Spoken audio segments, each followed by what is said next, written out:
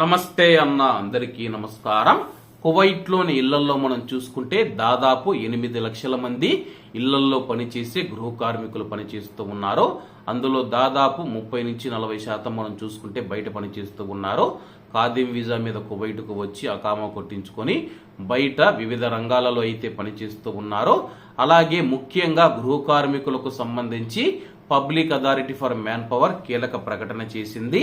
వివరాల్లోకి వెళితే కువైట్లో రిజిస్టర్డ్ డొమెస్టిక్ వర్కర్ రిక్రూట్మెంట్ ఆఫీసుల సంఖ్య 5.5% పెరిగి 2024 డిసెంబర్ చివరి నాటికి 476కు కువైట్లోని గృహ కార్మికుల కార్యాలయాల సంఖ్య చేరుకుందని చెప్పేసి, అలాగే కువైట్లోని ఇళ్లలో పనిచేసే కార్మికులు ఎవరైతే ఉన్నారో పనిచేసే గృహ కార్మికుల నుంచి 2024వ సంవత్సరంలో 4900 ఫిర్యాదులు స్వీకరించినట్లు public authority for manpower ప్రకటించింది.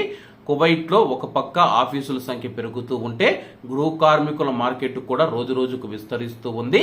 అంటే ప్రతి ఏటా వేల మంది లక్షల మంది గృహ కార్మికులు కువైట్కు వస్తూ ఉన్నారు, కువైట్లోని ఇళ్లలో పనిచేస్తూ ఉన్నారు. అలాగే వాళ్లకు సంబంధించి జీతానికి కానీ లేకపోతే వాళ్ళని ఏదైనా ఇబ్బందులు పెడుతూ ఉన్నారని చెప్పేసి ఇలా రకరకాల సమస్యలతో 4900 ఫిర్యాదులు వచ్చాయని చెప్పేసి public authority for manpower ప్రకటించింది. అలాగే ఆ యొక్క 4900 ఫిర్యాదులలో ఎన్ని సమస్యలకు పరిష్కారం చూపించారో అధికారులైతే తెలపలేదు.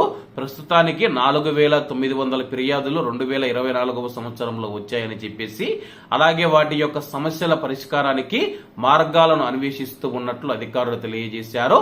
చాలా మంది గృహ కార్మికులు మనం చూసుకుంటే కువైట్ యజమానుల పైన అయితే వాళ్ళైతే కంప్లైంట్ ఇవ్వడం జరిగింది, ఫిర్యాదు చేయడం జరిగింది.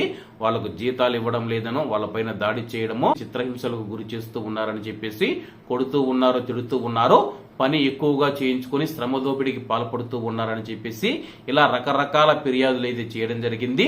మరి కువైట్లోని ఇళ్లలో పనిచేస్తూ ఉన్న గృహ కార్మికులు ఎవరైతే ఉన్నారో మీకు ప్రధాన సమస్యలు ఏవైతే ఉన్నాయో కామెంట్ రూపంలో తెలియజేయండి. ఎందుకంటే కువైట్కు వస్తూ ఉన్న కొత్తగా వస్తూ ఉన్న గృహ కార్మికులు ఎవరైతే ఉన్నారో ఇళ్లలో పనిచేసేటప్పుడు ఈ యొక్క సమస్యలు వస్తాయి. సమస్యలు ఉన్నా కానీ ఆ యొక్క సమస్యలను తట్టుకొని మీరు ముందుకు వెళ్లాల్సి ఉంటుందని చెప్పేసి మనమైతే చెప్పేందుకు వీలవుతుంది. కాబట్టి అందరూ బాగుండాలి, అందులో మనం ఉండాలి. అందరికీ నమస్తే అన్న, జై హింద్.